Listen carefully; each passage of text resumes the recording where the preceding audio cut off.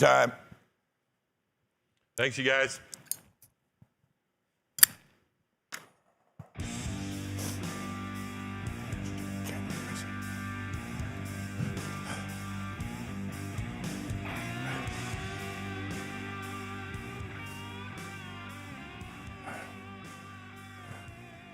Good evening and welcome back to another edition of Beyond the Backstage Pass. I am your host, Vince Edwards, sitting here in the offices of Sound Image Productions, sweating my ass off. You may know me also from a couple close roadie groups we got on Facebook, one called Death by Loadout, another called The Backstage Pass. Come check us out. Hey, this evening I want to thank a few people. I got a couple housework type things to deal with. We've been real busy lately I just sat down literally from running around the building and putting out fires. We've been working with everybody from Train, the Beach Boys, Los Lobos.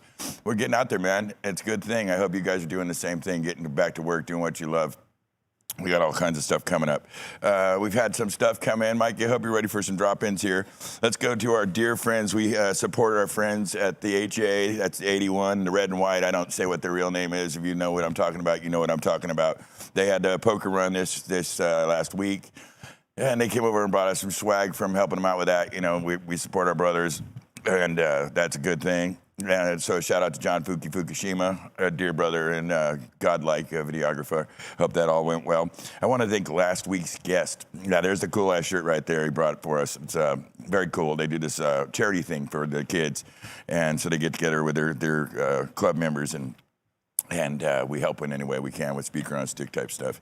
Last week we had the wonderful and one and only Jan Alejandro from Jan Alcases, and we love that man. He's a bundle of fun and a dear brother to us, and he was on. We want to thank him, and of course his lovely wife Muffy Alejandro. We absolutely adore her, and so thank you for coming on. It was really special to have you guys there in the shop. We also had some gifts come in from our dear friends in the band Lovers and Strangers. They got a new album out called Donut. Check it out. You guys got to get it. That's from their shirt that he sent out to us, and a couple little CDs they have. A lot of fun, good band, friends of the show. I've been knowing these guys, off and on for, God, I want to say 30 years. Probably more than that, technically. And so we wishing them a lot of luck with their new release. And, just a shout out to the whole band, Ray and the boys. We hope everything's going well, Carlos and Ace and just the whole crew, man. A bunch of really good guys. Let's see, what else do we got? We got Pat O'Douls visiting today in the house because he's a dear friend of the show. Hey, Pat, thank you for being here. And a good friend of our guest. And just, we don't get to see each other enough, so we're super glad that he came in. He's in the house with us. And so is Winston Dama, Kearney, of course, the wonderful and one and only Michael Brown, running the switches, doing all the stuff that makes this thing happen. Hi, Mikey. Tonight, we don't have our guest host again, Kyle Thomas. He is down at Rick Allen and Lauren Monroe's house in Carmel at their studio on a project we've got him on from Def Leppard and doing something for Lauren Monroe's band, which is Rick Allen's wife, and a lovely woman and incredible talent in her own right. So Kyle, unfortunately, can't be here. I'm not sure how that places us with the comments. Again, we're literally working all day doing our thing, trying to pull the show together, trying to pull our outside shows, our actual gig, the stuff they actually pay me for. So we've been up against it. We're going to give it our best shot. I appreciate you guys being patient with us. We'll either refer or get back to comments later. But we sure like it when you guys check in with us. It makes it fun, and you guys got your own little neighborhood going on there, too. I want to do a quick shout-out to the one and only, the woman of my dreams, a woman that I swear to God, if I'm half a man, it's because my woman props me up. She's incredible, and I love her with all my heart. That's Jackie Canterbury of Slow Fiber. She is a goddess in my world, and I freaking love her more than anything. Another quick one out to Noah the Beard Tanner. I know he's going out on the road, and we want to wish him luck, and I know he hates it when he's away from his babies, so you're doing the right thing, Daddy. They'll be waiting on you when you come home, and they love their papa for what he does. Go out and fight the good fight. Clint Winsley from Crew Music Asia. Hey, brother. Appreciate you, man. Fucking love what you're doing on the winery. And Scott Chaney. Hope you're having a good night. All right, now. Let's get down and rock and roll, okay? I got a big show for you. I got my good dear. I mean, listen, I have some really, I'm a lucky man. I have good friends that I love a lot and I respect. How often do you get to respect and love your friends? Now I'm going to do something not very TV-like now, but I need it. Run a little fast, putting out a few fires. Yeah, I'm full fireman mode right now. We got a wonderful guest tonight. Now we're following up again. This guest was on the show about I want to say a month ago exactly, and we had no choice but to bring him back. First of all, we love him. We had lunch last week. It was wonderful. But this is part two because I didn't even get through half my question. There's no way to interview a person like this that has a career this expansive and this many accomplishments and is such a wonderful cat that we had no choice but to bring him back. We're lucky that he agreed to do that.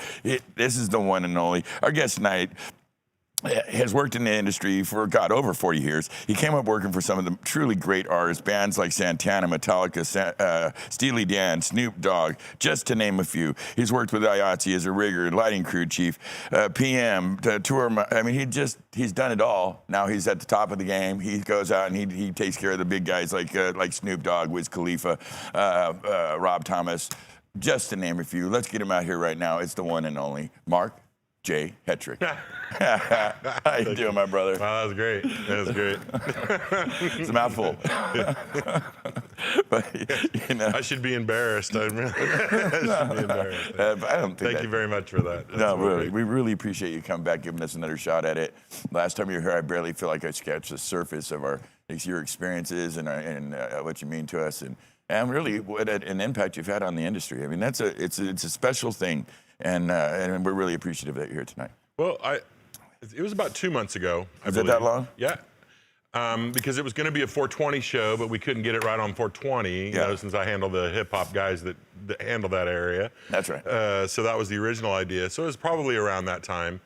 And I think to begin with, I want to thank you and your whole team because for me, March 4th of 2020 was my last gig when I walked away and signed everybody out as the steward. Yeah. And didn't look back, and it was all so different until I got to come here. And so it was probably, it's like coming to family, but it was also really nice to be part of what your show is. Yeah.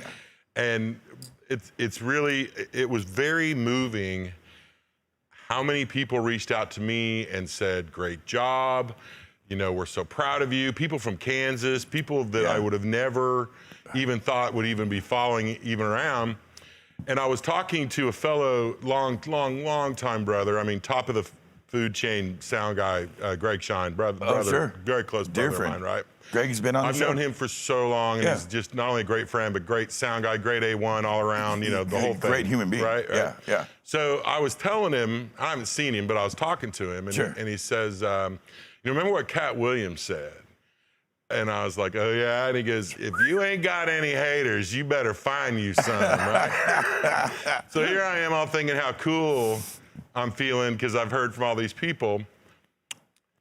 And then the haters began. Oh, you didn't tell me about this. And the first 3 haters were very, very similar in tone and very, very similar in content.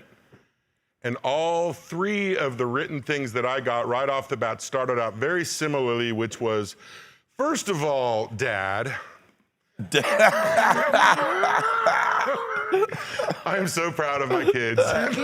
Little bastard. Nailed me on every single thing I'd have fired myself for. Right. Every note, every chair wiggle, every, all of it. Yeah. And then a couple other close friends going, I'm sure the kids covered everything I would have said. Ouch. You know, so, all 3 of my, and they're not kids, they're all adults. They're very, very successful in their own rights. Gotcha. And then I have been no nepotism opportunities at all. Nobody's interested in showbiz whatsoever. You know. Yeah, they learned. So they were great. Vinny, like tell Uncle Vinny. Well, I know you're already controlling your chair movements already. You got that chair in lock. That's right. It's how we learn. We fall down once in a while. And the other thing was. For me, it's very personal because the old stories and the history, to me, are how the industry and the craft were passed on as I was coming up. That's right. I didn't even know Full Sail was a real thing. I always thought that was a roadie joke. Yeah. You know, me too. For real, I thought. Me and you both. I went to Full Sail. I'm like, don't tell people that. Yeah. But apparently it's a pretty incredible thing. You know, we just didn't have those opportunities. That's right. That That's wasn't right. going on back in those days. And you learned by the stories, you learned by the craft, watching it happen, doing, the practical being there, experience, the time on the practical job. experience, Yes, right. That's right.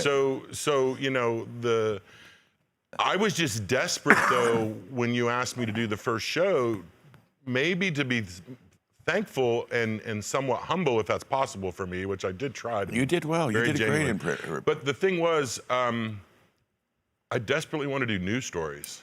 Yeah. The old stories are cool, and they're a lot of fun, but I want to make those new stories. And so you were my very first new road story, Yeah. right? Right on. And it's that. it's very specific. As you know, I've been through this whole health thing. Yes. At that time, I just getting ready to lose 100 pounds. Yes, sir. Now I've lost around 108, 110 pounds. I'm so right? proud of you, man. So you had told me that you would have catering and all that kind of stuff, right? Yeah. At here when I got here. Yeah.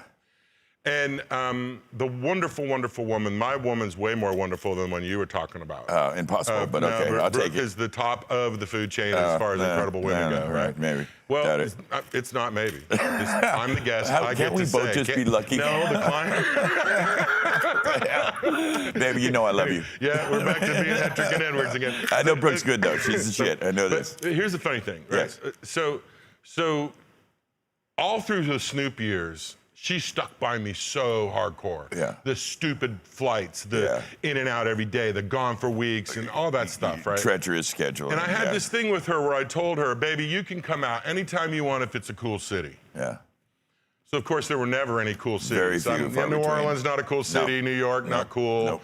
You know, Orlando, Atlanta, none of them were Baltimore, cool cities. no good. No cool No, cities at all, right? that's right. So she hates me. Yeah. But she's not from the business at all. Yeah. So she doesn't know kind of what's going on, at least early on. Sure. Well, now the pandemic has happened. Yeah. And I have watched her be the most stand-up gal you could just, I mean, she's been there more for me than I ever could have imagined. That's right? wonderful. So I was like, all right, baby, look, from now on, they're all cool cities. It's just, unfortunately, the first one's Hayward. Not quite the bright lights she And was it was to come expecting. see you, right? Yeah. So when we get here, there's a plate, 2 huge pieces of fried chicken, Yeah. a mountain of fried potatoes, That's right. extra cholesterol covered Everything. Yeah. It was macaroni and cheese. That's right. Yeah. I look at that and I'm like, nah, it's cool, man. I'll eat later. Brooke goes to the bathroom. You whisper in my ear, man, I'm really sorry we didn't get a plate for Brooke. I'm like, don't worry, we'll get something later, right? Yeah. First road story. Yeah. I didn't anticipate her. It was I my know bad. that. That's I know my bad. that. Brooke opens the bathroom door, sees that plate of chicken, devours Yeah, she it. worked That it out. little bitty petite little lady she's a little- just yeah. destroys it because 'cause it was she's good. been eating healthy for the last 10.5 months. We eat a lot of brown And food he here. looked like I was like, man, you know, baby, back in the day, I would have sat there, not even sat down, ate that whole plate, Yeah. told him what was up, walked out, been back on stage, less than 10 minutes. Yeah. Eating the whole thing. Factoid right there. Exactly. Yeah. And so that was Yeah. what I was getting at was, you didn't have a plate for me. You had one for her. It worked out. But that's my official first road story, and I Very think it's cool. great because Brooke Very gets to be cool. part of it. Now she thinks this stuff sucks, like she should. Yeah. You know? Yeah, but she couldn't care less. And she's not here now because Yeah. she says, Been there, why do done I that." need to go hear you guys tell the same road stories over again, right? Been there, done that. Yeah, that's right. That's right. I love her. See, she's smart, she's fast. Yeah. You know? Yeah. But the thing that I want to mention there to wrap that whole little segue up Sure. was it begins to understand the lifestyle that for us guests are not easy, especially when you're the tour manager, the production manager, you're dealing with everybody else's guests. That's right. And so you can't deal with your own. That's true. You don't have the momentum or the time. What are you gonna do, surround and her you with have a security broken and let her heart, go? Right, exactly. You know? Well, my kids are good at it. Yeah. They've been going to shows their whole lives That's and beating fine. rock stars, right? But they don't even need to see me. Yeah. The crew in Atlanta knows my kids. They know where to park them. They just, you know, there's runners that used to pick them up when they were younger. Yeah, all that stuff. Right. You know. So. Yeah, totally accommodated Anyway, for. end of the Hetrick monologue. The opening has happened. It's your show again. I think you're. Thank you. Appreciate that. You know, I love you. I love you too. But when you come here, I got to squelch the production manager in you. It's hot as shit. Let's go. Yeah. I swear. He'll try to take this whole thing over and run with it, baby. I just say how he rolls. He's an alpha personality, and that's why he's good. Should at I his swag damn the job. crew now? No. Well, I did notice you brought a big old bag in here of, I did. of goodies. I did. What were you thinking with that? So, kind of serendipitous. Yeah. When I was here last time, of course, and there was a bunch more guys, I was like, Yeah. I got swag for everybody, Yes. like you do, Yes. right? Yes, you. And got a list. Started making these really cool little gift bags for all you guys, like raw blow-up joints and old paraphernalia stuff that we all got, you know, on the gigs. And I've just got mountains of this shit from all the years of touring with these acts, the raw stuff and all that. We have big blow-up ones, 20-foot ones we throw to the audience, all that stuff. Awesome. Big one to hang up there for your next 420 show. Yeah, yeah. Okay, so I have all that in my warehouse, and I go this morning, and half of Santa Cruz is out in power, and it's climate controlled with an elevator and all that stuff, so the power's out, so I can't get down there. Rough break. And I'm like, oh man, there's no way I can go on Vince's show, tell him I'm gonna swag him on the show, and then show up empty-handed. That is not what a professional does, It's right? not what you would do. So I went into, and this is what's cool, it's serendipitous about it. Yeah. I went into my upstairs area that wasn't a problem with the power, and I had much, much older boxes of shirts and stuff like that in that area. And what I found in everybody's size, believe it or not, Surprise, surprise. was the first year that I was with Wiz Kalifa, this was my pusher's color. And What year when was we this? came out, this is 2014, I bet under that the influence flew of like a music lead tour. Right. balloon. It was the biggest catastrophe for half of the country because weed stuff wasn't cool yet. Yeah, that's like 8 legality years hadn't ago. happened. Those are the thing, right? That's so, a great shirt, though. but it is, Yeah, and the Wiz front, you know, Khalifa. so this is a really tough one to get. That's very So true. everybody on the list has by size, except for Mike, of course, because I can't find any mediums. I did give him a large. Though. Mike will look good in a large. He'll look good in a large. We'll make It'll it shrink work. a little bit, Yeah, but and you've been putting on a little COVID weight, so but he's gonna be fine. these actually became a thing for us year after year. Our Sure. crew shirts all had the bigger pot leaf and then the smaller Very pot cool. leaf and all That's that very stuff. cool of you. Thank you, brother. But what I'm saying is that was my color. My being the stage manager, the pushers are my crew. Yeah. I was joking earlier that I'm like Jake Berry. Yeah. You know, 4 people for all the departments, 40 for me. you. You know, so. But you know, part of me's Paul Cheveria, part of me's Charlie Hernandez, part of me's Jake, part of me's there's Patrick. Yeah, there's all these different people. That's you right. know, That's right. that have It influenced depends me. what you're channeling at Jerry the moment. Gillen, you know, I'm very zen, but I could still have so you. you kind of do have these multifaceted Absolutely. moments. It depends what's going on and what's needed at the moment. I am just an out-of-work actor. And you'd be amazing, you know. Seriously. Thank you. Yeah, I'm getting paid to play a production You guy. you got that big voice, you know how to project. You know, you're not afraid of anything. Yeah, it's kind of what it takes to be a professional killer. Oh, I've kicking been its the ass. voice plenty of times on Yeah, gigs. yeah, I've been me in too. so many shows over the years with the tours. Yeah. You know, they'll bring me out to do something or do gigs or do gags. You know, Right. me and Wiz and Snoop had a gag. Me and Kevin Gates had a gag where actually I'd shut down the whole show just as his big song was starting. We'd bring up love that. the house lights and stop everything, and the crowd would start going nuts. And What the hell? Well, right. And in those first years of that stuff, I'm like, hey, should I really be going out on that stage? And they might be like, that's Kevin Gates. You know, you never knew what was going to happen on those hip hop shows. Yeah, big fucking stampede. No, Kevin Gates is an amazing guy. God, I love that guy. Anyway, I digress. Yes, I've been in many, many shows. Yeah, I know this. Reba McEntire had me on the stage a few times. One of the best ones was Barry Manilow. Yeah.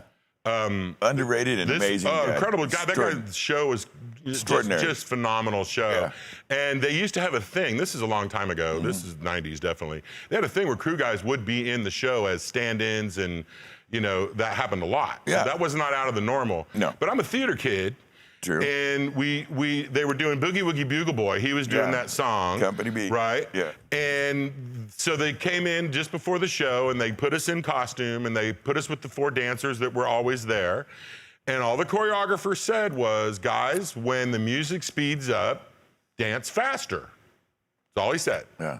I'm like, cool. So, and I'm in the back, I'm the big guy, I'm tall, so I'm not gonna be up front. And besides, Barry's up front, he's singing, the whole thing. So he's singing, he's going off, the girls are singing along with, the bugle player's doing his thing, the tempo crescendos and picks up, I spin the girl out, I spin her back in, that's all I do, the place goes crazy, they start clapping, Barry turns around, throws the mic down, walks straight up to me and says, "Don't you ever upstage me again." Oh, man. You got spanked by Barry Manilow in real time. Oh, shit. Yeah, not cool. And then, it's just like this Keith. I can't remember who the tour manager was at the time, but he comes up to me, he's like, "So listen, oh, you know what? It was Jack Alback, and he was the production manager. Oh, shit. Old school Morphe's guy. Yeah. And he's like, "So we won't be doing the Boogie Woogie tomorrow." That just got pulled from the set. That just got cut, yeah. Awesome. Yep. That Can't is a make great that shit story. up, man. I remember when I went out with him for Theater in the Round, and those things would show out in 25 minutes. Sell the whole fucking place out in 25 minutes. It was crazy. It was tough, His too, draws were extraordinary. We were casinos and theaters for multiple weeks at a time. Wow. So it was load in, Residency. be there for a long time, and that part of the challenge was being able to work through that. Yeah, no doubt. No, that's when the Because character you had way shows. too much time off by the pool. That's when the character way shows. too much time off by the pool. Yeah. Yeah. That's actually an interesting dilemma. That People say, "Why is there so much wine on your rider?" We're trying to survive this. What do you mean? Like, that's not it's the Earth, Wind, and Fire. It's the nectar of the gods. That's how I'm here. Right. We're Northern Californians. We gotta have it. All right, I want to jump around into your thing because what we got left is I had questions for you last time and I didn't get to use them. All right, I want to talk about it. What's the time? All right, so we're 21 going minutes of BS, so we gotta go. All right. Oh yeah, it's amazing how fast this flies by. At least on this side of the set, I don't know, maybe drugs over there. Well, it's similar to passing the time in the back lounge of a bus. Yes, where very everybody just sits similar. and waits for their turn to talk, and nobody listens to anybody else. No, you don't want to lose your Are thought. you done? Okay. It's like, Right. Hey, now it's my turn to tell a story. Okay. Here we go. Yeah. Exactly. I know we mentioned that you're big guy, tour manager, production manager, some of the biggest acts. Stage manager. Stage manager. You're the guy. But I want to go back a little bit. I want to talk about your days back rigging and doing lighting for Metallica. What was that like for you? Was that a time that you enjoyed? Yeah, first of all, I don't remember being an official rigger on that because that was Scotty Ward, I'm pretty sure. Yeah. Or maybe, I think it was. But I was the crew chief eventually on that. And that's one of those things where people went to other first of all, I stuff don't around that. remember being an official. Metallica, though, first thing that was cool about it, it was very interesting because I'd been out for 2 years with Aerosmith, around the world 5 times, with the DB sound guys. Yeah. So I knew them very well.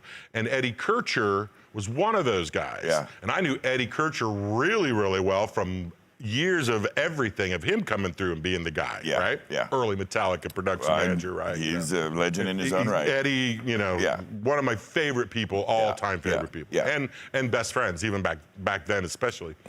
So he was on Aerosmith, and those guys got bounced. There was this weird no drugs and alcohol deal. Yeah. And they didn't finish the whole 2 years, but like a year or so they bailed. Yeah. But after that was done, Metallica, well, I went right out to Tanya Tucker. During Tanya Tucker, they needed somebody to go out and do Metallica. Okay? And the reason for that was apparently the crew that had changed over had finished doing Barney, which at the time was a big Purple Dragon kids show. He was huge. Massive show. Huge. Right. That's massive show, massive crew. Yeah. Huge. But it's more of a corporate vibe or that sort of deal, not stadium rock and roll. No, Baby Bob burn and Barney it down, doing their right? thing. Right? Yeah. So Morpheus was tricky gear. Yeah. And they needed somebody that could really, really, really just work. And so the reason that I prefaced Eddie Kircher was Danny English calls Kelly Lapping. Kelly Lapping says, I don't know if Mark Hetrick knows anything about lights. He's a great rigger and a great flyman, but he knows how to work. Yeah. The guys that were on the Aerosmith tour that were Morpheus guys, Carl King, Kiwi, vouched for me. They said, send Hetrick out there. Okay. I get there the very first day. It's only 2.5, 3 weeks into the tour, right? And I walk into the production office, and Dan Brown is sitting in there. Oh, boy. It's his very first year as production manager, so that's how long, that was like 93, 94, something like that. Definitely a minute His ago. very, very first year with them. They hadn't been out long. He turns around, he looks at me, and right about then, Eddie Kircher walks in behind me. Ooh. I'm just getting there. I'm just arriving, right? Yeah. And he looks at me, and I go, hi, my name's Mark Hetrick. I'm here on the lighting crew. I'm looking for Dan Brown. And he says, you're number 11. I was like, no, my name's Mark Hetrick. He's like, no, you're number 11. I'm like, why? I'm like, okay, but why? And he says, well, because I've had 11 lighting guys on this crew come and go since we started, and it was only 3 weeks ago. Damn. Rough. And Eddie Kircher pipes right up and goes, Dan, this is Mark J Hetrick, and you can call him that. Yeah. And Dan's like, really? And, you know, a sound guy of Eddie's stature vouching for the brand new lighting guy that just showed up. It's a big deal. Right? It was a big deal. It was. Eddie set me up. That's very sweet for of him. such a wonderful thing. And Dan, all of a sudden, I was on his bus. Yeah. I wasn't fucked. Yeah. I was on the really good bus, the quiet bus. And I was really able to work. And that's what they needed. Yeah. They needed somebody to come out and make it happen. Now, here's what was incredible about that crew. Tom Maloney was on it. Kelly Lapping was on it. Mimi was on it. My God. Renee and Storm were on it. Pete Fear was on it. There was no reason, right? I mean, we are talking total all-star. The hair's up on my arms. Look. Yes. That's a crazy crew. And it just took one more person to do the sort of the physical part of it, to put the motors on and get the stuff happening. Sure. Because what the problem was, this is so cool. I always admired this band about that. And we all got to know the Metallica guys really well. Sure. Jason Newsted was bass player then. Yeah. Rob Trujillo was there, but he was in Suicidal at the time. Exactly. Right? So he was opening. Yeah, They were direct support. him and Ozzy, so yeah. Right. Well, that's way before that. That's what I'm saying, yeah. Because I know him from Suicidal as well. Right. He was a Suicidal. They were direct support. Fight was on that tour. It was a heavy thing. Yeah. So, but the reason is because the loadout had to be 90 minutes. And what I understood was that the band had to do their after show, that they'd always had a kind of history of thanking the crew themselves when they leave, but they didn't want to be there till 2 a.m. at the end of the loadout. Sure. So they wanted that loadout to be production, 90 minutes, no matter what it takes. Bam, bam, bam. So they can do their thing, shake hands, grab a couple guys like John Broderick and Big Mick, head to the private, and go to the next city. Absolutely. To where Dan Brown's out there running out motors on the loadout. No way. Everybody was. Wow. And they had it so dialed that they'd call for a motor, the motor would hit the thing, and then we'd send it to the truck and it would flip. That's how smooth we had that loadout. And that's what it was all about. That loadout was amazing. Wow. The shows were incredible. Yeah. It was, 70,000 people and at 4 p.m. just burning in the heat, every city, Then it was an arena. Oh my God, what are we doing inside? Then it was an amphitheater. Then it was a stadium again. It was so intense. Yeah, sounds crazy. Alice in Chains was on that tour for a while. And then the guy died or something like that. Something happened where they left and we got Candlebox out there, right? Remember Candlebox? Okay, grungy kind of Candlebox is a Seattle band that all right, the so singer remember, struggled to remember his lyrics frequently. Metallica, Q Prime. Yeah. Candlebox, Q Prime. Yeah. Suicidal Tendencies, Q Prime. Yeah. You're going to be paired off with and Candlebox's manager per excellence was Madonna. Right? So they had a big hit at the time. Yeah. They come out. The first band is Rob Halford and Fight. Yeah. His little germs just out there. Candlebox is like kind of a right? rough fit. Okay, the place is going like nuts. Little too then soft. Suicidal comes out and does a full 90. Everybody's out there, and Mike, I still see Mike around every once in a while, And, Mike here. And Suicidal's incredible. Great band. And then it used to be Suicidal Tendencies, then Metallica. Well, the first night of Candlebox, they come out and they're all lilty and grungy and Seattle-y. Just for you. Yeah, right? Yeah. Okay. They go off the stage. Now, Metallica's set is super tight. Pyro's tight, the automation's tight, everything's tight. Once they start playing, you don't stop. That's right. Right? Yeah. Even back in the 90s, before Click and Pro Tools and all that, you just did not stop. Boom. Right. Boom. As soon as it started, it went, right? Yeah. So James is out there starting the things like, dude, hey, everybody, hold on. We're all like, oh, fuck, what the fuck just happened, right? Yeah, he can pull some shit. Right. The whole production stops, and now we're all scrambling, having to reset so we can start up. And he goes, how'd you guys like Shitbox? And the whole place just goes nuts. The whole stadium just explodes, right? And the coach is like, 1, 2, 3, 4. And they're into it. And the next night, Candlebox came out like a rock band. Wow. They can actually put it down. Well, right. That's the point. Yeah. Candlebox got called out by James Hetfield in front of 70,000 people. Madonna was there. All of Q Prime's elites were there, expecting Metallica to lovingly Embrace. cuddle and embrace. It's not really what they do. man, you had to have it to be on that tour. Absolutely. And pretty much after the rest of the tour, they did a great job. Yeah. They really filled that direct support job. Yeah. But it took Hetfield calling them out. Yeah, I'm not surprised one little bit. Zach Harmon was there. You know, that was Justin's first year also. Kendall Carter, rest his soul, was the stage manager. Yeah. Of course, Paul Owen was on monitors. Big Mick was out front. Extraordinary John crew. Broderick, you know. I mean, really, the real this Metallica. Is a top-notch rock and roll crew. Oh, unbelievable. Yeah, extraordinary. Our truck drivers were great. You know, everything was perfect. I mean, the stadiums, it was all built exactly the same, so nothing ever moved. Oh, wow, sweet. Anyway. Yeah. And I'm not going to talk about bus life at all. Move on. Okay. Here we go. Let me ask you. My honey's watching this show. I'm trying to keep him in line. The chair moved on that one. Yeah, well, that was a little nervous energy. A little energy displacement just happened right there. About that year. How long did you make it on the Metallica show? It was a year. It was the whole year. You did the whole thing? Well, no, because I didn't start it. But you hear what I'm saying? From the day that I started to the end. Number 11, you were the last. It might have not been a whole year. There was a lot. That was the other thing about Morpheus, man. You got moved around. Yeah, that's right. On those tours. But I did all of it that there was left. That's fantastic. You know? You made it all the way to the end. I did. And, you know, I would have been surprised otherwise. And Broderick was amazing. That guy taught me so much. Yeah.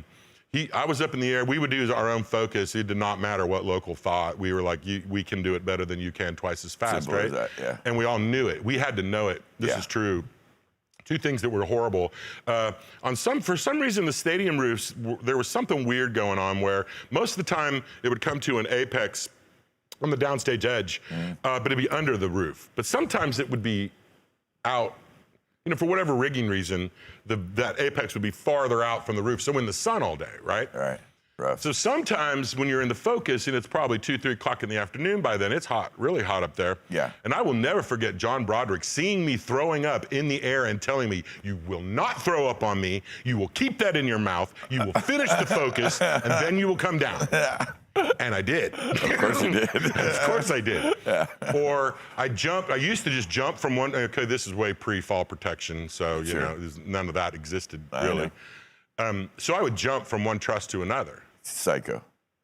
But that's what we did, right? That's what we did, right? Old school roadie.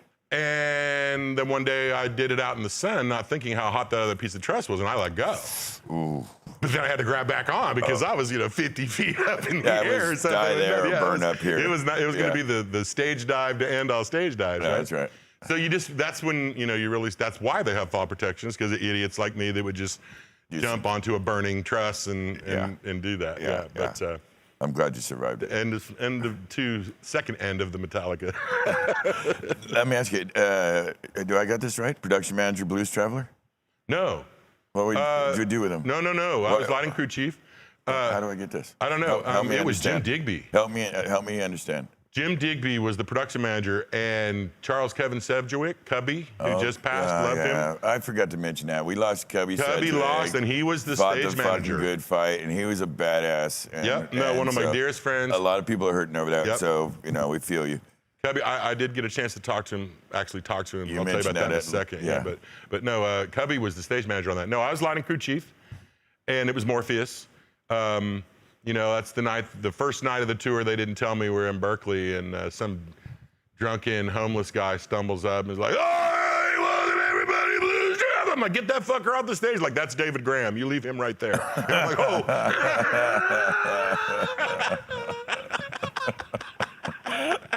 Hey, David, how's it going?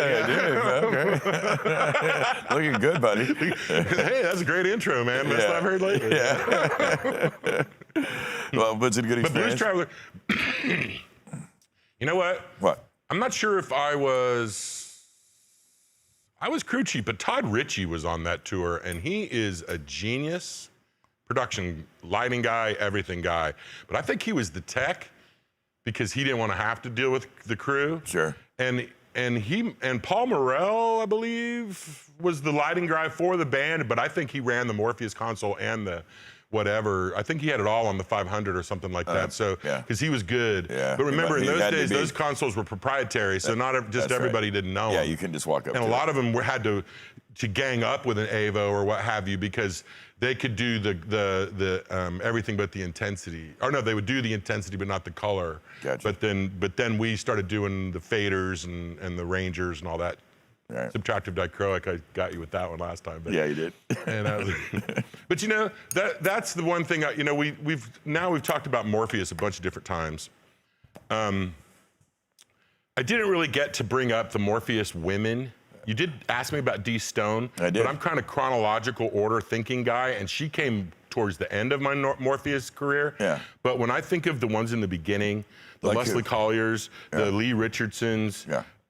You know, I mentioned Mimi, I mentioned Renee, Extraordinary talents. Nicole Kastner, but there was one specifically I didn't mention on purpose for Natalie Merchant because I wanted to bring her up when I was talking about the Morpheus women who were leaders in the industry at the time, and that was Libby Gray. Well, I'd like you to speak to that because, first of all, you know I'm a huge fan of Natalie, and I would like to hear about Libby Gray and your experience with her. So we did talk about Natalie some, but the thing is by the end it was my gig to run, but it was Libby that put that thing on the road, made it happen, did the first 6-7 months of it. Yeah. Just did amazing things. I pretty much just ran the show that she made, and she went off to Styx, I think, like that, and never looked back. Yeah. You know, she still with Styx to this day. Yeah. But she saw in me a talent that I didn't even know I had because I didn't like the lights. Yeah. My opinion of fixing the lights was putting them back in their box and not letting them out until they worked. Yeah. You know, or I'm letting them with know, you hey, on that I'm going one. to have some screws missing when I put you back together, so you better work without me touching you. Yeah, yeah. Or Greg Mulpey was like, okay, look, Mark, it's been 6 nights. Quit moving the floor lights around. I know that one's broken. Just fix it. You know? You got through the whole Northwest with that one broken light, just moving it around. I got a love-hate relationship with lighting, too. I'm just not feeling it for some reason. Right. Listen, I want to apologize to you, first of all. I'm sweating like a pig on this step. We're about 84 degrees. I want you to have this cake. Oh, thanks. Yeah. This is my bad. And I've tried this. We're on the insulated side with the fans on, but it's still, 90 degrees or some shit in here. So thank you. You have a weird, it's not weird, it's wonderful experience and a job that, a lot of people in our business just aren't going to get this job. You were out with the Dalai Lama for an extended period of time. What the hell? The Dalai Lama, man. Yeah, that was really cool. Wow. So the beginning of that, first off, it began as part of my Stanford career. Okay. Which was pretty extensive, 2 different times. Yeah, One Stanford was at University. event, right, Stanford University. The first time I was at Event Labor Services as a technical director, and then years later I was a full administrator for the music department as production manager. Okay. And the special events people at Stanford really, really do an incredibly top shelf job. Yeah, they're very And top. literally that first week wasn't just the Dalai Lama, it was the Dalai Lama, Al Gore, and Colin Powell. Wow. That was my first week. Yeah. So that was, on the spot. that was a lot. But His Holiness himself, everyone didn't really have a concept of how to handle someone like that, because this is a deity like the Pope or somebody like that in that sense. That's correct. So it was different than a rock star. It was a dignitary. It was somebody that was very educated and somebody that was going to go to a lot of places. Yeah. Right? And I couldn't understand why their original plan was we're going to have, there's 10 locations, there's 10 individual crews. I'm like, well, part of that's probably a good idea, but not all of it. So that's when I came up with this. We're going to put together a production team that travels with His Holiness. Goes to all the locations. So Makes sense. The same A2, Scott Green, another rest his soul. Yeah. One of the happiest times of his life was when he was miking up the Dalai Lama. I'm sure of that. Patricia Hewitt was my props lady, perfect. I mean, totally top shelf. Yeah. But we just had this Total little pro. trio of us that we went to all the places, and there was full crews at all of them. But we stuck with His Holiness. Yeah. So the very, very first day, we're going to meet him behind Maples. And it's Secret Service, Tibetan Secret Service, PD, local PD, sheriff, county. It's a 1.5 mile long drive of the SUVs. And their handlers had briefed us, do not speak to His Holiness, do not address His Holiness, do not look at His Holiness, unless for some reason he should address you. Okay. Okay. So we're behind Maples, which is the basketball arena, for those that don't know. I'm aware. They've got an incredible female basketball team and maybe some men, I don't know. But the girls damn sure win. But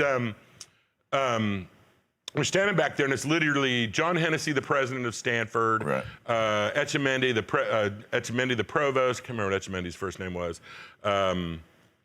Probably my boss right next to there, and then me. And the only reason I'm even that close to the front of the line is because I got to kind of make sure it's all going right, Sure. where he's going, what doors he's going Dialed to. in. All that stuff is completely Secret Service plan, all that stuff, right? Sure. It's all done. Yeah. The line of SUV comes in, and it's the big deal, and everybody's standing in their tents, and we're all standing, reminded me of being in the Army, you know, stand in a position of attention, Sure. waiting for the dignitary to come out. Doors open, just like the movies, you know, you think Clint Eastwood and all the Secret Service guys are gonna get out together, you know, the doors open, they all march.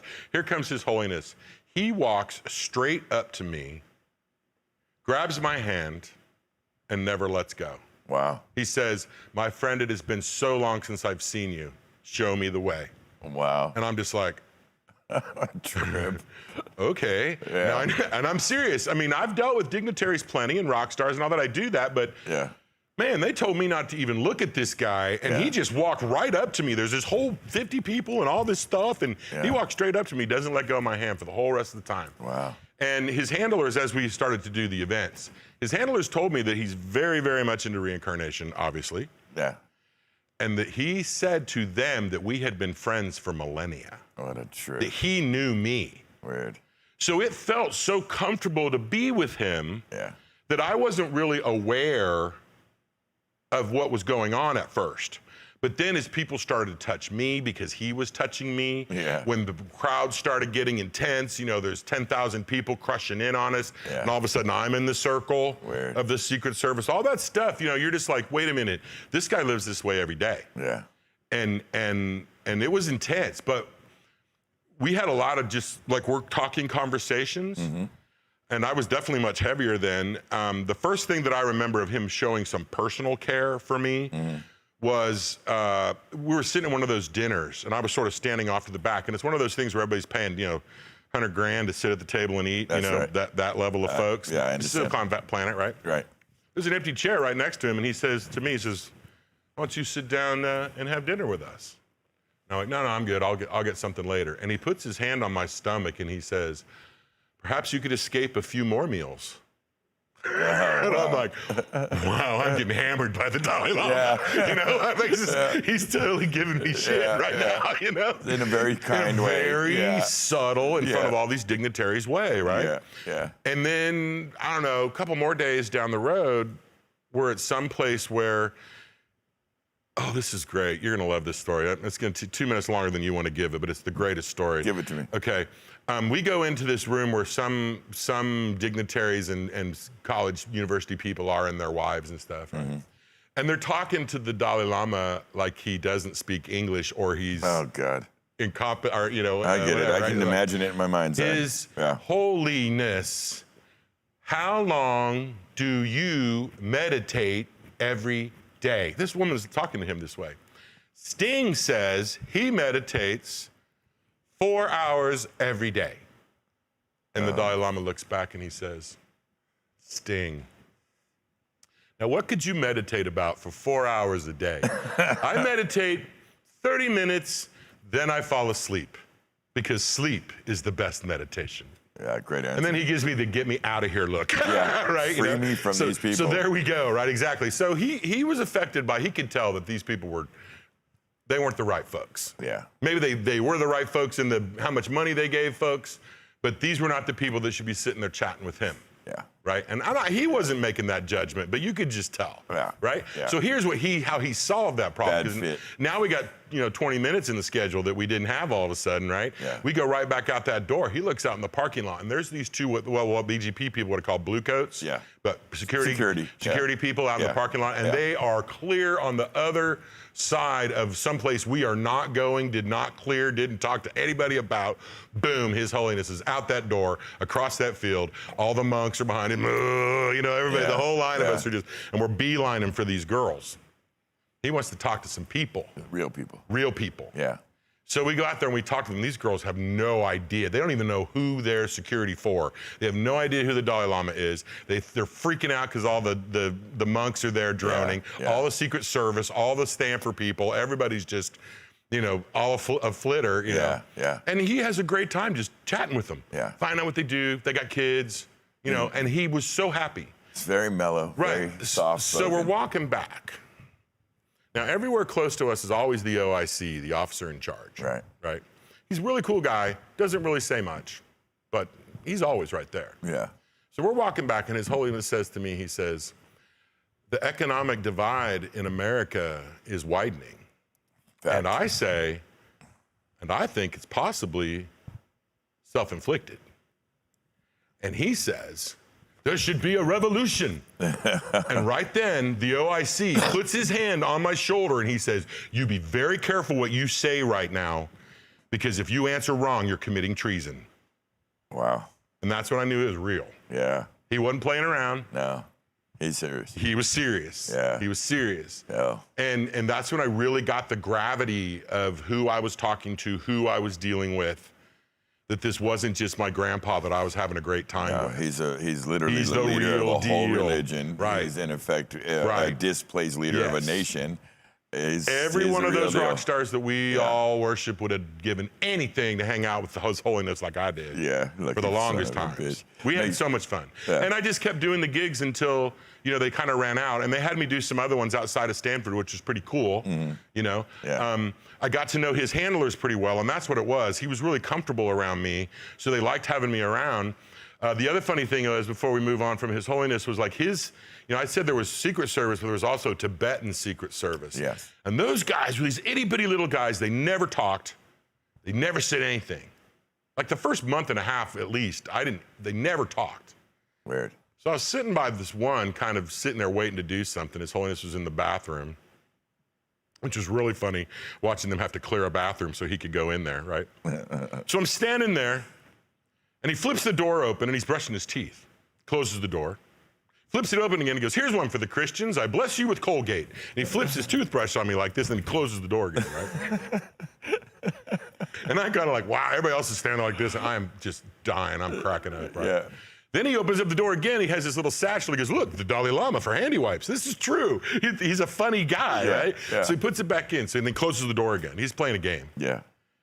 And the Tibetan Secret Service guy looks at me and he goes, really nice pool at the hotel for later. The only thing he ever said to me the whole time. And I was like, see, you guys are on tour too. Yeah. You're sitting at the That's pool. right. You're hanging out. Yeah. You're drinking. The monks That's drink. right. Just because they're monks don't mean they don't drink. I don't think it's It's not. I was like, they're droning because they got hangovers, not because they're. Yeah, sure. But Yeah. anyway, that was one of the most incredibly wonderful, touching.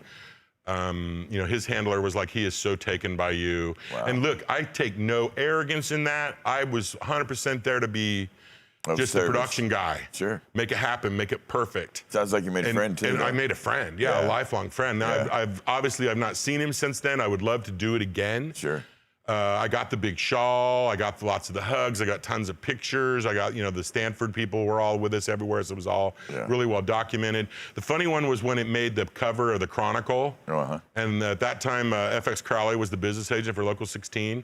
And he calls me up. He's like, Hetrick, looks like you're holding hands with the Dalai Lama on the front cover of the page. He doesn't talk like that, by the way. He's Irish. But I said, yes, sir. That was me. And yes, we were holding hands. He's like, what are you doing, security? I was like, no, I was just wearing a suit. But very cool. Yeah. So he would start his show, the Dalai Lama, every time. It was great. Imagine a whole basketball gymnasium just going nuts, right? Yeah. And we don't really use production lighting, just regular lighting. Sure. As soon as His Holiness walks in, the whole place is silent. Yeah. Walks up to the Respectfully dais, silent. sits down, closes his eyes. He's going to meditate. 20,000 people sitting in there, total silence. Bated breath. Just, we're meditating with the Dalai Lama. We're the coolest. Yeah. This is the Silicon Valley elite. Tagging yourself. Yeah. Super silent. Then he goes.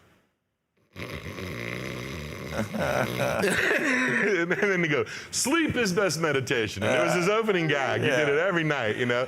The whole place. He is known for his sense of humor. He was great. Yeah, he was anytime great. I've seen him do, appearances or interviews, he always injects a little humor. And I think it's sweet. And what an incredible human being. Yes, no, that was a gig of a lifetime. Talk to me about your time with, there's bands and then there's bands, especially from the audio point of view. There's bands that we tend to hold in high regard for their production value, their ability to play, their craftsmanship of their artwork, their songs, and from an audio point of view, that's Steely Dan for us. We bring our we kind of talked systems to them. We talked about it a little bit the last time, but you asked me a question. And I kind of vaguely stepped aside of it by saying it depends on who the front of house guy is. Sure. Because what does Steely Dan play to tune their PA? And I said Dave Morgan. Well, there's a perfect example of, that Dave Morgan is going to play Lyle Lovett. Yeah, that's right. As what he tunes his PA with. That's and right. It's incredible stuff. Yeah. But by not realizing that unless you knew Dave Morgan, you weren't going to know that. Yeah, that's so right. the real answer to the question was Lyle Lovett. And I was going to try and segue that to the Redwood City Fox because we did a bunch of shows with Lyle Lovett there and recorded a record and all that. Mm-hmm. So I knew Lyle and I knew how well he was. Talent. His recording stuff was just perfect. Yeah. And that was how Steely Dan got their PA to sound perfect, was by using Lyle Lovett's stuff, Right, yeah. But I mean, over the years, I've heard a lot of different people use different things to tune their PA. Sure. Dan Franklin used to use Avalon, and it's got this great low end in that beginning of that boom, boom. Well, and another one I know to be true is Katie Lang's, the Constant Craving album. And so when you find something that's recorded that well, you can really make magic happen with it. And another prolific musician, though, because like I said, we kind of sort of covered Steely Dan a little bit, but Carlos Santana was similar years in there for me. Mm-hmm. And Kevin Chisholm was the tour manager. Rick Fantel was the production manager. Loved Rick. Eric Colby was head of security and merch. Eric Colby had been with Robbie Taylor and the Dead forever, ran the Opera House for a while as a house manager. But Eric Colby's a real player in the industry as well, right? Yeah. And the Carlos tour, so it was before, it was just as Supernatural hadn't happened yet. Yeah. Right, so it was in that time where he'd had his bigger career, the earlier career was done. Sure. It was sort of in that, we're still selling out summer shows, sometimes there's a roster, whatever, involved, whatever, but it's the summer concerts. We're still doing good. Yeah. But Supernatural hadn't happened yet. Okay, so it was kind of a smaller tour. Rested Root was the direct support. So I went out with as a Morpheus guy and Rested Roots LD. And pretty low budget, low key tour. But the band was incredible. Smoked. Carl Peraza and Raul and, Benny Rietveld was the bass player. Tony, of course, was singing. The Chester was still alive. He's playing the B3. Right. And so consequently, that brought all these stellar techs. Yeah, of course. Angus Sutherland, Dave Cole, rest his soul, Angus Sutherland, one of my dearest, closest friends. Yeah. Really miss him. Yeah. But Dave Cole, some other people, Davy Crockett, miss him. Wow. That really had to take care of that band, that made that sound. Yeah. Now, I referenced Eric Colby because, first of all, that was a 96 or 97. So video was not a big thing, and he didn't really carry it yet too much, unless it was a really big tour. But they did have in-house video. And we were at Great Woods, which is outside of Boston, right? For those that don't know. And the house that Tim McKenna built, he used to be called Cricket. It had many names, but anyway. So we were there, and Eric, like I said, he was head of security, but also head of merch. So for some reason, he got called away during the show to go deal with a merch problem. So now the head of security is not on stage. Weird. Carlos is down center with the Paul Reed Smith rig and the boogie rig and the whole deal. And Paul Reed Smith, that was brand new then. That was a brand new thing. Yeah. That Bradshaw rig was brand new. That was all brand new. Angus Sutherland, he's the one to put all that together, right? Right. This guy, I'm watching him. I'm sitting over stage right. Kelly and Stanley are out front. I'm sitting over stage right, just being crew chief rack minder. Right. And I see this guy getting ready to jump up on stage and go after Carlos. And really, he's going after that guitar. Oh, man. So he jumps up on stage. I'm remembering Metallica, where we used to tell people to get on stage so we could run out and tackle them. It was amusing for us, you know? Yeah. That's okay, go on. That's right. Now, Lars loves it when you try to touch him. So the punter tries to jump up, and then the guys on the side of the stage go out and clothesline him, right? Take him down. That was good fun in those days. Yeah. Well, also, I grew up in Kansas, so I know how to play football. I was in the 82nd Airborne, so you know how to play combat football. That's right. So anyway, the guys going one way, I noticed that, man, our meal ticket's getting ready to get tackled by this guy. Yeah, not good. So I go just out of the wings, nail the guy, just take him out in the middle, beautiful open field tackle. Oh, man. Keep him away from Carlos. Nobody gets hurt. Stand him up. It's all on video, right? Great Woods video. It's all on the big screens. He's waving. We're like, hey, waving, bragging the guy off. Hand the guy off to security. Back on stage. 2 weeks later, I'm getting notices that I'm being brought up to be on charges. Oh, Jesus. The next morning, I'm told that I'm being fired. Wow. Because that's not how they handle people, right? Now, I could tell that Kevin didn't want to tell me that, but that was management at the time's decision, was that we don't have violence in our shows. And I'm like, what are you talking about? The guy was getting ready to take Carlos out. Yeah, he was the one bringing the violence. He was the one that brought the violence. I was, well, that's not how we do it on the tour. That's I'm like, okay. Eric Colby comes in. He's like, wait a minute. Eric Colby, stand-up guy, been with the Dead forever. Robbie Taylor's guy, right? He says, wait a minute. I'm the head of security, and because I was dealing with merch, I wasn't on stage. So he had to do my job for me. Yeah. Right? Truth comes out. Truth came out. Yeah. And Carlos was like, can't argue with that. Changing some shit right there. Totally changed some shit around right then. That's right. And then after kind of the Mucky Mucks leave, then the band's like, dude, you used to play football, didn't you? That was a beautiful tackle. Oh, man. And Carlos was like, yeah, man, that was, wait, you took that guy out? You didn't even touch me, man. You know, it was like, it was really funny. But because of Eric Colby being a really stand-up guy, I did not lose my job or my job with Morpheus, which I, lost later anyway. Yeah, so that was Carlos. But incredible shows every night. Yeah. He'd come over to me because I was the lighting guy. Hey, man, I want it to sound more purple. And I look at Angus and I don't know how to make it sound more purple. And he's like, I don't know. And we're both we'll figure it out. Or he'd come up to me out of front of house, and when I was dealing with the lighting console for Stanley and Kelly, he'd be like, hey, man, listen, I need it to be a little. I'm like, that one's the sound console. Yeah. Right? And you're sitting there going, how do you get to be an iconic artist and you can't tell the difference? But then you got to realize now, I couldn't tell the difference. Yeah, they all look like computers. It's a thin fucking line. It's all a different game now. Thin line, yeah. And then you got to wonder why Carlos is at front of house to begin with. True. That's people right now are going, now what was Carlos? I'm like, I would like to know the same thing. Yeah. Why was he out there? Yeah, well, he wasn't getting enough purple, Yeah, not enough purple. You're right, that right. Listen, we're up against it, but I want to ask you a question. I love you. You're my friend. You're a dear friend to me, and I respect you more than anything. But really, and we're brothers. We are. And we eat together. We hung. You know my history, and you still love me anyway. We're still friends. Yeah. To your credit. But really, you and George, you and my big brother have had a long, long relationship, and I know that you guys are close. What is the relationship between you and George, my brother, and the general manager of Sound Image Productions? What does that mean to you? Well. We talked about this, and I said I'd dig around in that a little bit. First off, we all have show friends. Yeah. Right?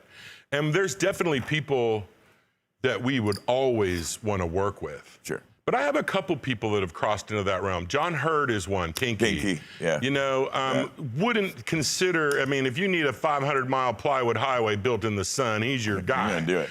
But I also know that I cherish the moments that I get to sit with him on the front lounge of the bus and download and chat and talk about my family and all that. Did you just go to his wedding or something? I was just his best man, yes. Congratulations, very sweet Kathy of you. and Pinky. Yeah, but it's the same with George. The thing was, with Pinky, God, I was always the boss, and and that would come out on stage at times. Sure. And that would have to, especially early on. By the time we worked it out, man, we're like those two old Muppet guys. Sure. Yeah, that sit up in the booth and talk shit on everybody. That's me and Pinky, without a doubt, right? Yeah. I love this guy so much. I would never tour without him now. Good people. But it's the same with George. But George, I worked with so much more. I mean, it wasn't just the one artist or two artists like I do with Pinky. Yeah. George was everything. Yeah. Sound on stage was prolific. That's Morpheus and Sound on Stage were always doing Bill Graham shows. That's right. You know, pre-Live Nation, you know, and all that happening. I'm fully aware. We did so many different kinds of shows. We did ice shows, we did gymnastics shows, we did tours, we did concerts. That's right. We did corporates, we did all the just amazing times. And we didn't necessarily work together on purpose. It's just that we were in the market that was getting used, and we just kept ending up together. Right. So our personal friendship started to get developed. Yeah. And he started to trust me with things that he's a pretty ballsy guy himself. He has a and there were certain areas where, you know, neither of us, humility was not in either of our vocabularies at all. And maybe being genuine always has been, but humble, not necessarily so much, right? Yeah, right? So with good hearts, we'll do anything for you. That's right. But we're also going to tell you about how cool we are for doing it, right? That's right. And at the time. Yeah. And George started to trust me with things that would make him look bad if I wasn't right. Yeah. And that's when I knew that we had crossed over into another realm of he's going to go out and be, well, I used to call it Harold Hill, which is the professor in Music Man, right? The band looks great but sounds like shit. Yeah. George can sell anything. Pretty much. The band uniforms and they don't know how to play. Yeah. Right? Well, I'm the man behind the curtain on Wizard of Oz, right? You know, so we kind of had that thing going. And so when I knew that he was trusting me to make sure his production was right, and when then go out and present that way, you got to back it up. That's right. So everybody can celebrate success. It was the ones that didn't go well that really tested real friendship, real dedication, real loyalty. Character. Right? Character. Yeah. And for many, many, many, many, many years, it did not matter. We were so solid. End of story. Yeah. Right? Yeah. He has such a prolific career being in charge of companies. That's right. I was teasing him about all his baby daddy sound companies he's left around Hayward. Yeah, that's right. Right? But I got the same history. It's just producers. Yeah. Same thing, though. Right. Whether I was a producer, a TD, or a PM, or whatever. I mean, I've worked with everybody twice. I know this. Right? Right? Yes. So we both are at the same spot now. Yeah. So it's different. It's not about work. Yeah. It's not about the gig. The man was almost the mayor of San Francisco at one point, right? You actually call him that. Yes, I actually do call him that because he was on every gig. If I wanted to talk to Martha, George could get the meeting. That's right. You know, if we were we did black and white ball. Come on, you want to talk about the mucky mucks of San Francisco? That was the one, right? You know. Billionaires, politicians. Right. And George knew the deal, and I could talk the technical talk. Now, I always let him be the sound guy. Yeah. So that's the one area. That's his sweet spot. Well, right. And for me, the audio was my performance knowledge. It was not my experience as a production professional on purpose. Yeah. One, because I always had George. You know, what kind of microphone is, I don't know, George, what kind of microphone is that? You know? You know? Which did show up later in my production manager career where all of a sudden I had to learn all that stuff because I didn't have George just to ask. Yeah, right. Or more or less, hey, George, how much you charging me for that? Yeah, you know? Exactly. You know? Yeah. So the thing that I really want to make sure that I bring in is I've been with him as a family man. I know him as a dedicated father. He's a great father. And great Michael, husband. His oldest, is your nephew, right? That's great. You know, 17. I could not believe it. Now I know my kids are in their 30s and 20s now, so it's the same thing. But seeing Michael the other day for the first time since pretty young, he got big, right? Wow. You know. Yeah. And what I know about George and George's character and all the years he's been dealing with staying Michael's father. That's right. Now, while running big companies. Well, exactly. While leaving baby mama sound companies all over the Bay Area, right? You know? That's right. And you know, there's no way we can get this far without bringing up his wife and their children. It was her birthday yesterday. Happy birthday, it was. Adrian. Happy birthday, Mama A. Absolutely. Yeah. One of the people that I trust more. I trust her with so many things for so many years. She's one of the most intelligent, intuitive people. Yeah. The only thing wrong with her is she's George's wife. You know, other than that, she's perfect, right? But then again, same with Brooke. She's perfect, except she's my girlfriend. You know, what's wrong with her? They both fell for it. Yeah, so did your girlfriend, by the way. I pray. I'm always like, how am I getting away with this? It's so good. So this is a weird connection, but you know, George now, probably for the new, and there's another name in there, Bobby Schneider. Bobby's the man. Bobby Schneider. I got right here. Got him the committee's coming on in a couple weeks. Well, you know, there was a time that it was just all three of us. You know, it wasn't just me and George. It was me, George, and Bobby, right? Yeah. So there's that again, total aristocrat in the industry. You know, and people don't know. Yeah, he's extraordinary. But we were dads. Yeah, that's right. We were fathers. He's a good father as well. Right. Well, he is. Yeah. That was getting ready to be my point. Yeah. Was our thing was, wow, our families have made these incredible sacrifices so we could have these phenomenal careers. Our children who have now grown up to all be very successful and individual in their own right, sacrificed so their dads could go out and have these careers and do things like hang out with the Dalai Lama and do stuff like that, you know? Sure, that's correct. So when I talked about Kansas, I talked about the union a little bit. But where George is in my life now, there was one guy that I didn't get to bring up that I can't really not say something about. Because I would never know you, I would never know George, I would never know anybody. If it wasn't for If it wasn't for Steve Rather, who was at the time known as Heavy. Heavy. Was he out of 190? He was out of 190, but Steve Rather, Heavy, he was the guy that handled the non-union crews, too. Sure. He did the local bands, the local bars. Remember, I'm 15. I couldn't just walk into a bar. Right. I had to be on the crew. I'm 16. I'm 17. Yeah. The first Steve Rather handled, just like BGP kind of does the truck loaders. Yeah. Well, the IA would have him dispatch them. He'd get them. And that was just us guys that were running around the clubs doing the local bands. Sure. Well, I knew him from working with Local 190. But Heavy let me do Pogo's, Van Halen's first tour. Yeah. Let me do the Cotillion Ballroom. Wow.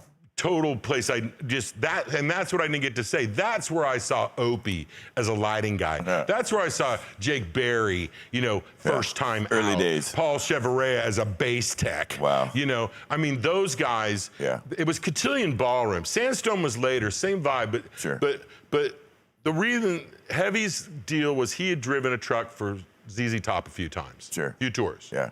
And that was kind of his thing. That was his credibility. That's a big deal. It really was, especially during in those the time days. you're talking in about. that time, that was like the middle 80s. Michael Jackson. Killing it. Exactly. And his mother had passed. Yeah. And I was not having a good home life. Yeah. And I, like I mentioned before, if I was doing a show, I didn't have to go home.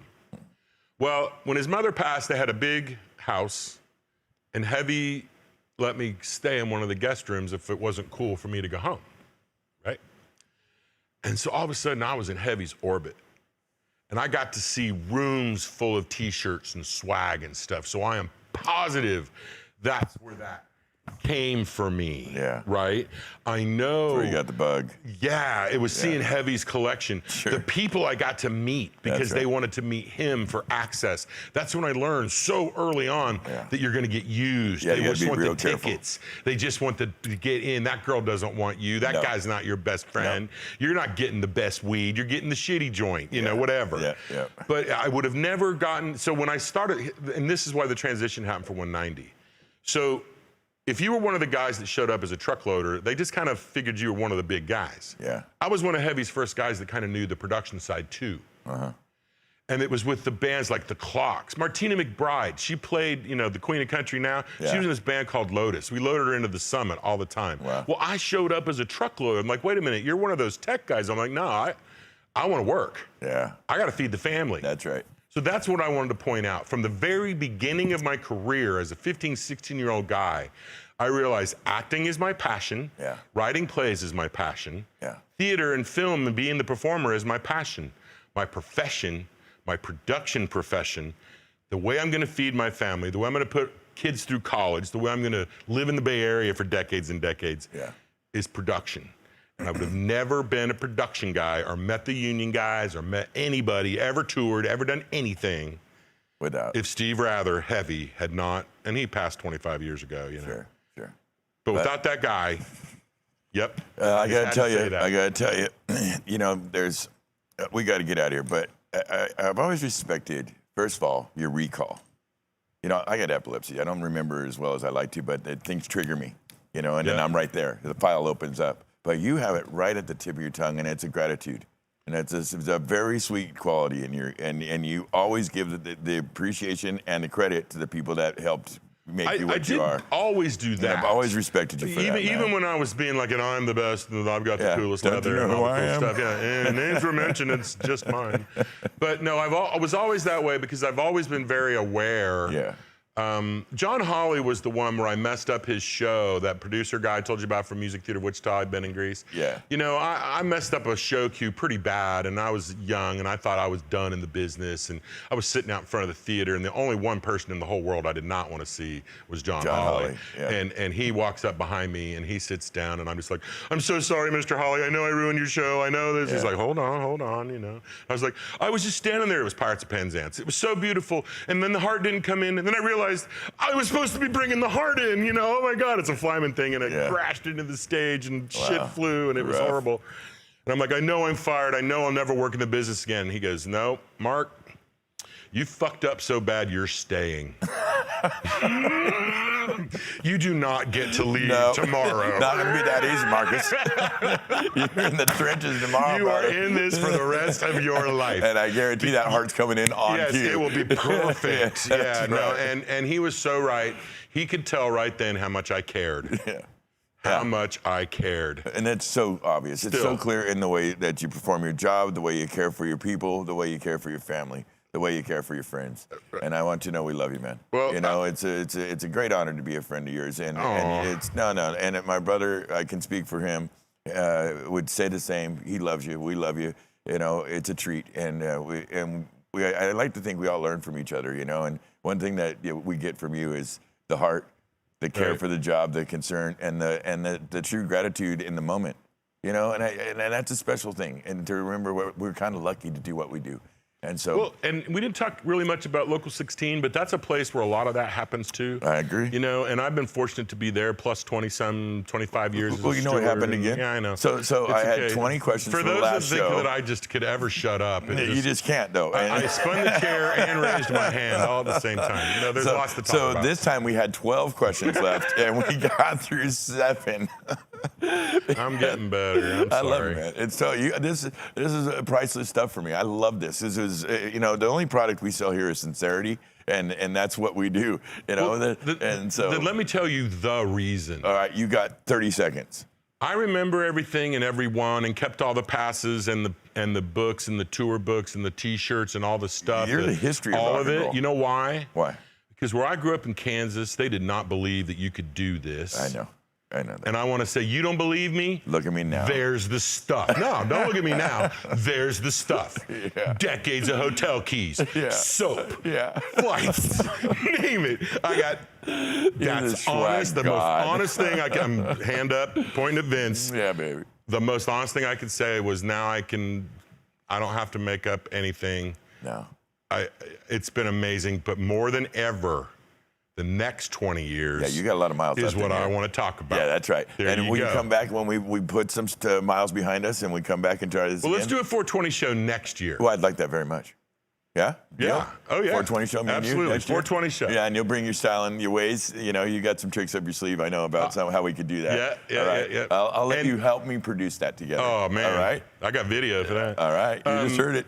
Swag that is here tonight is for the last gig. That's very sweet. You guys have more swag coming for tonight's gig. That's very, very kind and unnecessary, but I know. I don't have to do it. If I had to do it, I wouldn't do it. I know, right?